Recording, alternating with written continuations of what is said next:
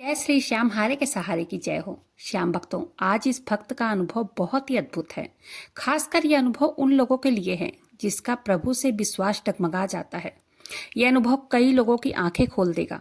आखिर ऐसा कौन सा संकट आया था इस भक्त पर और कैसे बाबा श्याम ने उसकी सहायता की, चलिए जानते हैं। इस वीडियो को बहुत ध्यान से सुनिए और समझिए। वीडियो पसंद आए तो वीडियो को एक लाइक जरूर से कर दीजिएगा। बाबा श्याम नाम का जयकारा दिल से लगाइएगा। ये कहती हैं दीदी, मैं अपना नाम गुप्त रखना चाहती हूँ। मैं कलकत्ता से बिलोंग करती हूँ। दीदी, पहले तो आपको शुक्रिया, आप बहुत अच्छा कार्य कर रही हैं। मैं सीए की एग्जाम के लिए प्रिपेयर कर रही थी। मेरा फाउंडेशन हुआ, इंटरमीडिएट हुआ और फिर मैं फाइनल में आ गई। ये कहती हैं दीदी, फाइनल में मैंने बहुत मेहनत की लेकिन फर्स्ट, सेकेंड और थर्ड अटेम्प्ट में क्लियर नहीं हुआ। उस वक्त मैं बहुत डिप्रेशन में चली गई। मेरे सारे दोस्तों से मेरा कांटेक्ट खत्म हो गया। घर वालों के सामने हंसता हुआ चेहरा लेकर आती, इसलिए कि वो मेरी वजह से दुखी ना हो। मेरे लिए वो समय बहुत ही कठिन था। उस समय घर में, फैमिली में इश्यूज भी चल रहे थे। मुझे मेरे मम्मी पापा समझाते कि तू इन बातों को ध्यान मत दे, तू बस पढ़ाई कर। मेरी भाभी हर आए दिन मम्मी पापा से लड़ती। घर में जोर जोर तेज आवाज से गाली गलौज होता। मैं दुखी हो जाती। मोहल्ले वाले सब खड़े होकर तमाशा देखते। मैं भाभी को समझाती कि इतने तेज तेज गाली गलौज करने से हमारी बेइज्जती होती है। तब वो भी मेरी बातों को अनसुना कर देती। मेरी बात सुनती ही नहीं थी। उसको कोई असर ही नहीं होता था। उसको अपने मायके पर बहुत घमंड था। उसके पिता पुलिस में काम करते थे। मैं बहुत परेशान रहती। इतने कलेश के बाद भी मैं पढ़ाई करती लेकिन फिर भी निराशा हाथ लगती थी। ये कहती हैं दीदी, मैं सच बताऊं, खुद को रूम में बंद करके सिर्फ और सिर्फ पढ़ाई ही करती। करीब 16 से 18 घंटे तक मैं पढ़ाई कर लिया करती थी लेकिन मैं सक्सेस नहीं हो पा रही थी। मैंने बाबा श्याम के बारे में बहुत सुना था। मैंने उनके चमत्कार की वीडियो भी कई सारी देखी थी। उनकी मैंने अर्जी की वीडियो भी देखी और अर्जी भी मैंने लगाई। और जब भी मैं पढ़ने बैठती उनका नाम लेकर ही बैठती। रोज उनकी पूजा, रोज उनका नाम जप करती थी। मैंने बाबा श्याम से कहा था, हे बाबा श्याम, जब मैं पास हो जाऊंगी तब मैं अपने हाथों से आपको मिठाई खिलाऊंगी और मैं खुद खाऊंगी। मैंने ये प्रण लिया था कि मैं मीठा खाना छोड़ दूंगी जब तक कि मैं पास न हो जाऊं। और मैंने मीठा खाना छोड़ भी दिया। मैंने फिर से पेपर दिया लेकिन दीदी वो रिजल्ट भी नेगेटिव था। मैं 8 मार्क्स से रह गई थी। रिजल्ट देखकर मेरे पैरों तले जमीन खिसक गई थी। जहां मुझे इतना विश्वास था कि मेरे प्रभु मेरे साथ हैं, अब बाबा श्याम मेरे साथ कुछ गलत नहीं होने देंगे। लेकिन उस वक्त मैं बुरी तरह टूट गई थी। मुझे कुछ समझ में नहीं आ रहा था कि मैं कैसे रिएक्ट करूं। बस वहीं थम गई थी। उस दिन मुझे सबसे ज्यादा दुख विश्वास खोने का हो रहा था, जो मुझे खुद से भी ज्यादा बाबा श्याम पर था। मैंने उस दिन बाबा श्याम से कहा कि मैं आज से तुम्हारी पूजा, तुम्हारा नाम जप कभी नहीं करूंगी। मैंने बोला जरूर था ऐसा कि नाम नहीं लूंगी तुम्हारा, लेकिन अब मेरी जैसे आदत सी बन चुकी थी। मैं बिना नाम लिए रह ही नहीं पाती थी। मैं नहीं चाहती थी कि मैं बाबा श्याम का नाम लूं, लेकिन मेरे मुंह से प्रभु का नाम अपने आप निकल जाता था। जब भी मैं रोती, जब भी मैं परेशान होती, जब मैं पढ़ने बैठती, मुझे घबराहट होती और मैं जय श्री श्याम कहने लगती। घबराहट में कुछ समझ में नहीं आता था। मेरी ऐसी हालत देखकर मेरे माता पिता बहुत दुखी होते थे। वो नहीं चाहते थे कि मैं ऐसे रहूं। उन्होंने मुझे हमेशा से ही सपोर्ट किया था। दीदी, मेरे पापा ने उस दिन मुझसे कहा कि तुम यहाँ नहीं पढ़ पाओगी, तू यहाँ से जा, कहीं बाहर जा, घर से निकल, तुझे हम दिल्ली भेजते हैं पढ़ने के लिए। यहाँ पर इतने कलेश में तू पढ़ नहीं पाएगी। ये कहती हैं दीदी, वो मानो टर्निंग पॉइंट था मेरे लिए, मेरे जीवन की नई राह थी। फिर मम्मी पापा ने मुझे दिल्ली भेज दिया। आज से पहले हमारे यहाँ से कोई भी दिल्ली नहीं आया था। वो मेरे लिए बिल्कुल नई जगह थी। सच बताऊं, मुझे वहां जाने का बिल्कुल भी मन नहीं था। ऐसा लग रहा था मुझे वहां क्यों भेज रहे हैं। मैं बस मेरे मम्मी पापा के कहने पर वहां गई। शुरुआत के दिनों में बहुत लो फील कर रही थी, लेकिन धीरे धीरे मैंने अपने आप को मजबूत किया कि नहीं, मुझे सीए बनना है। मैंने अपने मन में कहा कि नहीं, तू हार नहीं सकती, क्योंकि मैं हारे के सहारे की भक्त थी। अगर मैं हार जाती तो उनकी भक्त कहलाने के काबिल नहीं रहती।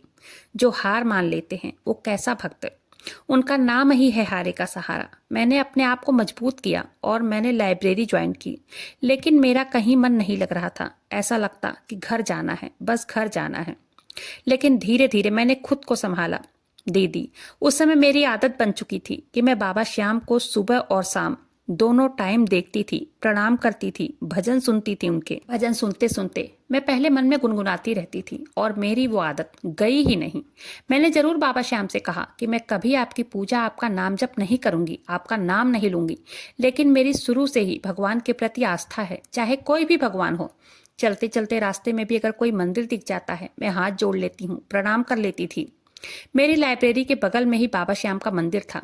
न जाने कैसे मैं वहां खिंची चली जाती और वहां जाकर प्रणाम करती, थोड़ी देर वहां बैठकर बाबा श्याम को निहारती, फिर पढ़ाई करने जाती।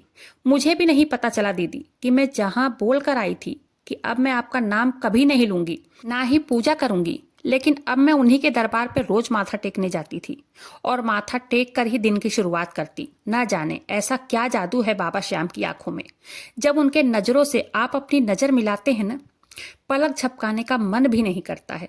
ये कहती हैं, दिन में न जाने कितनी बार उनका नाम ले लिया करती थी मैं। ये कहती हैं, दीदी मैं फर्स्ट ग्रुप में मेन फोकस कर रही थी।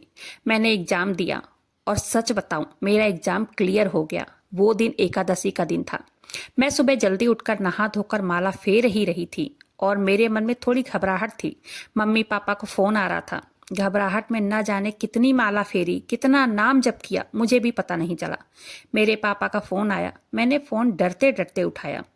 उन्होंने मुझे खुशखबरी दी, तेरा रिजल्ट क्लियर हो गया है बेटा। मेरी तो खुशी का ठिकाना ही नहीं था। मैं दौड़ती दौड़ती लाइब्रेरी के बगल में जो बाबा श्याम का मंदिर है वहां पहुंची। बाबा श्याम को धन्यवाद करके, वहां बहुत भीड़ थी क्योंकि एकादशी का दिन था। पंडित जी चौकी पर बैठे थे। मैं भी पेड़े ली थी बाबा श्याम को चढ़ाने के लिए। पंडित जी को पेड़े दिए। पंडित जी ने प्रसाद लिया और बाबा श्याम को चढ़ाकर, और अपने पास से भी पंडित जी जो वहां के थाल में प्रसाद रखा था वहां से मुझे बर्फी दी। मैंने वो बर्फी वहीं बाबा श्याम के सामने खाया और मेरे आंखों से आंसू निकल रहे थे। फिर मैं वहां से घर आई। फिर मैंने और मेहनत की। मेरे अंदर पॉजिटिविटी आ गई थी। बाबा श्याम से मेरा इतना लगाव हो गया था कि मैं शब्दों में नहीं बता सकती। मैं पीजी में ही रहती थी। वहां सभी दोस्तों से कहती, एक बार खाटू धाम चलेंगे। मैं अपने मम्मी पापा से पूछ लूंगी तब चलेंगे। सब कहते कि हाँ हाँ ठीक है चलेंगे। लेकिन उससे पहले मेरे भाई का एक्सीडेंट हो गया और वो भी सीरियस। उसकी वजह से मैं घर आ गई और 1 महीने के बाद फिर से चली गई, क्योंकि मम्मी पापा और भैया ने कहा तू जा पढ़ाई कर, यहाँ हम सब है संभाल लेंगे। मैं वापस आ गई। कुछ दिन बीत गए। मेरे सभी दोस्तों ने प्लान बनाया और टिकट करवा लिया था, मुझे बिना बताए। मैंने उनसे कहा कि तुम लोग मुझसे पूछकर टिकट करवाते, क्योंकि मुझ में हिम्मत नहीं थी कि मैं खाटू धाम जाने के लिए मम्मी पापा से पूछती, क्योंकि भैया की ऐसी हालत थी। फिर मैं दोस्तों के साथ चली गई बिना मम्मी पापा को बताए। दीदी मैं नहीं जानती कि बाबा श्याम से न जाने इतना कनेक्ट कैसे हो गई मैं। बाबा श्याम को अपने पिता माना है मैंने, क्योंकि मेरे जीवन को संवारने में उनका बहुत बड़ा हाथ है और साथ भी है उनका। ये कहती हैं, दीदी मैंने फिर से मेहनत किया, मेहनत करके एग्जाम भी दे दिया और रिजल्ट का इंतजार था। पेपर देकर मैं अपने घर अपने मम्मी पापा के पास आ गई थी। मुझे भी नहीं पता था मेरे मम्मी पापा ने मेरे लिए कहाँ कहाँ मन्नत मांग रखी है। और दीदी मैंने मेरे जीवन का सारा सुख इन्हीं 2 अक्षर सीए के लिए ही मांगा था, क्योंकि मैं जानती थी कि ये नौकरी मेरे घर वालों के लिए कितनी मायने रखती है।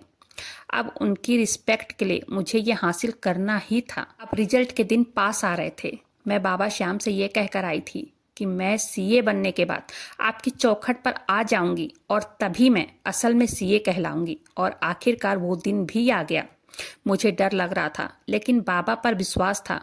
दीदी मैं सुबह उठकर घर के मंदिर में ही प्रभु से ढेर सारी बातें की, लेकिन मेरे मन में प्रभु से बात चल ही रही थी। मैं घबराहट की वजह से बाबा से बातें कर ही रही थी। और इस बार हमेशा की तरह रिजल्ट लेट ही था मेरा कहीं भी मन नहीं लग रहा था। मैं माला लेकर वहीं कमरे पर जमीन पर बैठकर माला जप रही थी। मेरे पापा सर पर हाथ फेंक कर कहा, सब ठीक हो जाएगा, वो है ना, परेशान मत हो। वो अपने काम पर चले गए। इतना कहकर घबराहट में मैं माला जप रही थी कि तभी मेरे दोस्त का फोन आया मेरे मोबाइल पर। उसने कहा, तू पास हो गई है, तू सीए बन गई है। मुझे तो पहले विश्वास ही नहीं हुआ। मैंने तुरंत चेक किया और बाबा श्याम का धन्यवाद किया। सबसे पहले मम्मी को आवाज लगाई और मम्मी के करीब 10 मिनट गले लगकर खूब रोई। और उस दिन दीदी मैंने अपने मम्मी पापा को भी रोता हुआ देखा था। दीदी उनके आंखों में वो चमक थी, वो गर्व था मेरे ऊपर, वो शब्दों में मैं आपको बता नहीं सकती। दीदी अब हम सब हर जगह मन्नत पूरी करने जा रहे थे। मेरे मम्मी पापा भी बहुत मन्नत किए थे मेरे लिए। हमने खाटू धाम के लिए भी टिकट करवाया और वहाँ भी गए। वो जगह, वो सुकून, वो मूरत, मेरे बाबा उनको निहारते ही मेरी आंखें कभी थकती ही नहीं हैं। दीदी मैं उनके दर्शन के लिए 3 बार लाइन में लगी, तीनों बार दर्शन किया, लेकिन मन नहीं भर रहा था। मेरा वहां से आने का मन ही नहीं कर रहा था। एक अलग ही सुकून था। मेरे सामने मेरे प्रभु थे, मेरे वो तो बस आंसू ही निकल रहे थे। मैं उनसे कुछ कह नहीं पा रही थी। उनकी लीला बहुत ही अद्भुत है दीदी। बाबा श्याम का दरबार ही इतना प्यारा है। मेरे तो बस आंसू ही बाबा से बात कर रहे थे। मैं तो उनसे बात ही नहीं कर पा रही थी। हमारे पास इतना समय नहीं था कि हम शाम की आरती के लिए रुक पाते। वहाँ हमारी वापसी भी थी। हमारी वापसी की ट्रेन की टिकट थी।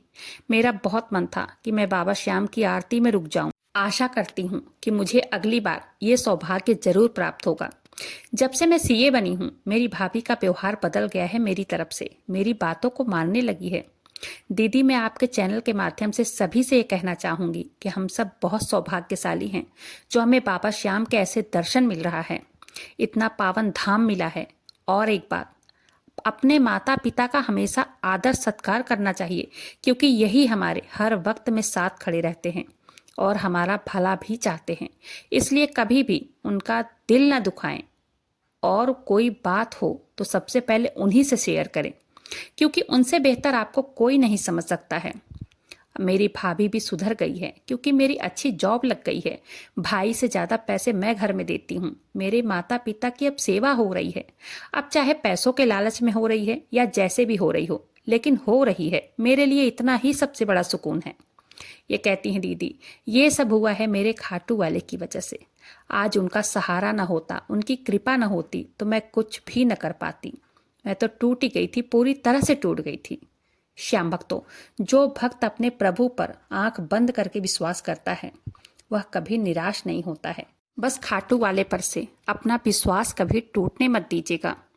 इन बहन के साथ हुई चमत्कार की सत्य कहानी यहीं पर समाप्त होती है। वीडियो पसंद आए वीडियो को लाइक कीजिएगा। अपने ही चैनल मैजिक उपाय को सब्सक्राइब जरूर से कीजिएगा। बाबा श्याम नाम का जयकारा दिल से लगाइएगा। मिलते हैं फिर ऐसे किसी वीडियो के साथ। तब तक के लिए जय श्री श्याम, हारे के सहारे की जय हो।